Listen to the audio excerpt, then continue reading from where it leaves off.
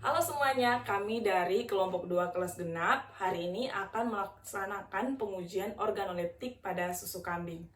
Tujuan dilakukannya pengujian ini adalah untuk menguji ada tidaknya perubahan-perubahan yang signifikan pada warna, rasa, bau, dan kekentalan susu kambing.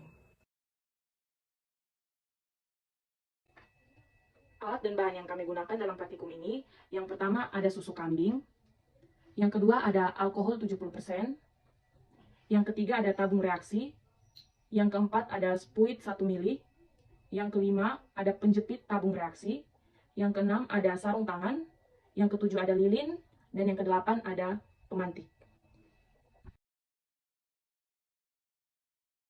Yang pertama, kita akan melakukan uji organoleptik perubahan warna pada susu.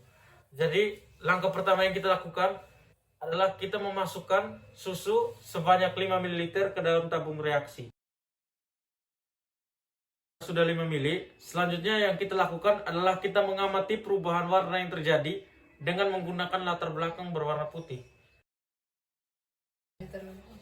Jadi seperti yang terlihat dan yang diamati pada latar belakang putih tadi, bahwa susu tidak mengalami perubahan warna dan masih tetap berwarna putih, yang menandakan bahwa susu masih segar dan layak untuk dikonsumsi. Di dalam tabung reaksi ini sudah ada air susu sebanyak 5 mili. Untuk menguji kekentalan dengan cara memiringkan tabung reaksi lalu membalikannya lagi. Dilihat dari kecepatan turunnya air susu. Lalu dilihat dengan butiran lendir yang menempel di tabung reaksi. Dan pada hasil menunjukkan kecepatan turunnya air susu terbilang cepat dan butiran lendir yang menempel pada tabung reaksi ini tidak ada. Kesimpulannya, air susu ini tidak terkontaminasi patogen dari alat uji coba. Uji organoleptik bau pada susu. Pada tabung reaksi sudah tersedia 5 ml susu dan langkah pertama yang kita lakukan adalah mencium bau susu. Bau yang tercium adalah bau khas susu. Berikutnya, susu dipanaskan sampai mendidih. Setelah dididihkan, susu dicium baunya lagi. Bau yang tercium adalah bau khas susu. Dan jika tercium bau tidak sedap, bau ini dipengaruhi oleh lemak susu yang mudah menyerap bau di sekitarnya. Setelah susu dididihkan, sekarang kita akan mencicipi rasa susunya. Rasa susunya masih seperti susu yang pada umumnya, berarti susunya belum terkontaminasi oleh bakteri maupun kuman. Untuk pertimbangan kesehatan si pemeriksa, maka air susu harus dididihkan dahulu sebelum diuji. Selanjutnya, uji didih. Di sini telah tersedia 5 ml susu.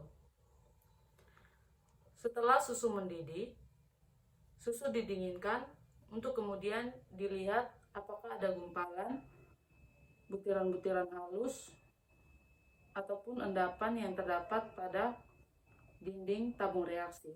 Bisa terlihat pada tabung reaksi ini tidak terdapat ketiga hal tersebut dan bisa disimpulkan bahwa susu masih dalam keadaan segar. Susu sebanyak 5 ml dididihkan. Berikutnya uji alkohol. Nah, kalau pada uji alkohol ini tujuannya untuk memberikan keputusan secara cepat mengenai kualitas air susu. Sebelumnya saya akan jelaskan kalau pada air susu itu terdapat partikel-partikel kasein dan juga garam-garam kalsium dan magnesium. Nah, kalau pada air susu yang murni, partikel-partikel kasein ini berikatan kuat dengan garam-garam kalsium dan magnesium. Tetapi pada air susu yang asam, partikel-partikel kasein ini tidak berikatan kuat dengan garam-garam kalsium dan magnesium. Nah, jika hasil uji alkohol ini negatif, maka air susu ini tidak terjadi yang namanya presipitasi. Tetapi kalau uji alkoholnya positif, maka air susu ini mengalami presipitasi. Baik, cara kerjanya yang pertama masukkan ke dalam tabung reaksi air susu sebanyak 5 ml.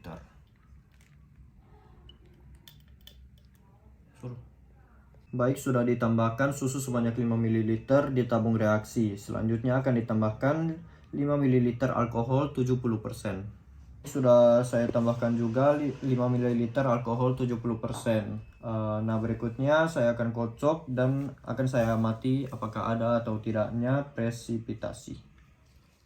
Baik, sudah saya kocok dan saya amati ini tidak adanya presipitasi, yang berarti uji alkoholnya negatif dan air susu ini murni.